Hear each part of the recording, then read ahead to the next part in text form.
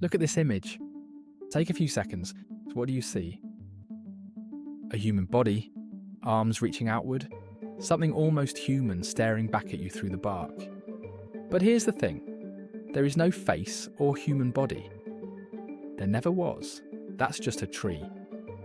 Moss, bark, roots and branches, arranged by decades of random growth.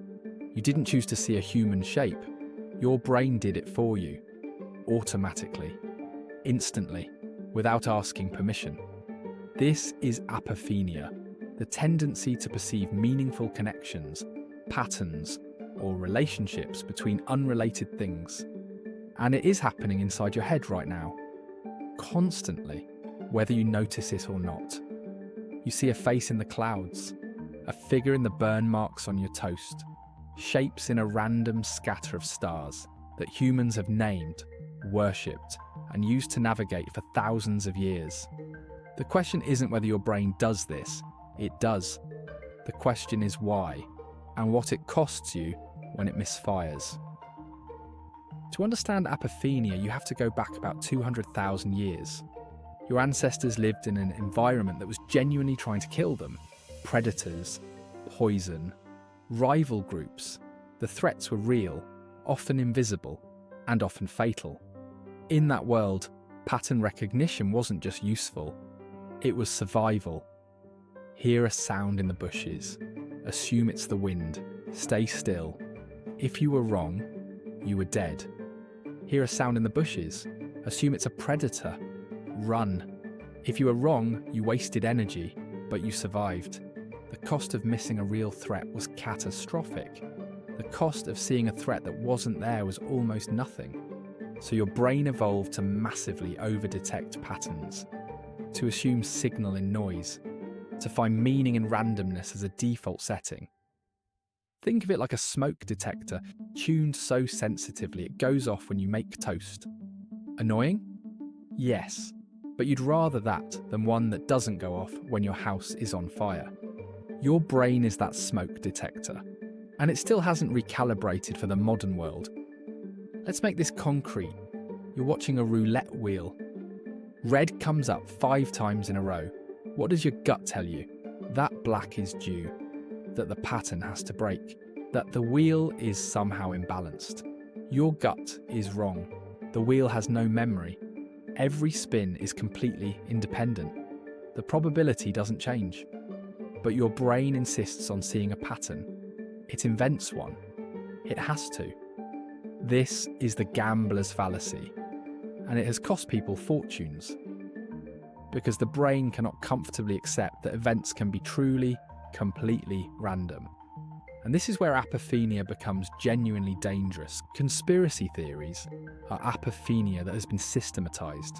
Someone takes genuinely unconnected events, a death, a policy change, a coincidence in timing, and draws threads between them. And once the pattern is drawn, it feels undeniable, obvious, like it must have been there all along. The brain doesn't experience apophenia as imagination. It experiences it as perception. The pattern doesn't feel invented, it feels discovered. That's what makes it so hard to argue with. Here's where this gets complicated. Because not all pattern recognition is a mistake. Isaac Newton watched an apple fall, something humans had witnessed millions of times, and asked a question nobody had thought to ask. Why does it always fall down and not sideways or up? The pattern was always there. Every person who ever sat under a tree had seen it. But Newton's brain flagged it as meaningful when everyone else's didn't. That question became the theory of gravity. The same mechanism, completely different outcome. So here is the real problem. Your brain does not come with an indicator light that tells you when a pattern is real and when it's invented it. The feeling of insight, of I knew it, is identical whether the pattern was real or not. Consider what happens on a trading floor. Traders spend hours staring at price charts looking for shapes.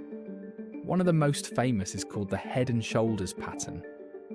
A peak, followed by a higher peak, followed by a lower peak. It looks, if you squint, like a silhouette of a human head between two shoulders. Traders have built entire strategies around spotting it, convinced it reliably predicts a price drop. But study after study has shown that in random price data, purely computer-generated noise with no pattern whatsoever, the human eye finds head and shoulders formations constantly. The brain sees the shape, assigns it meaning, bets money on it. Newton's instinct and the trader's certainty feel exactly the same from the inside. Both feel like discovery. Both feel obvious in retrospect.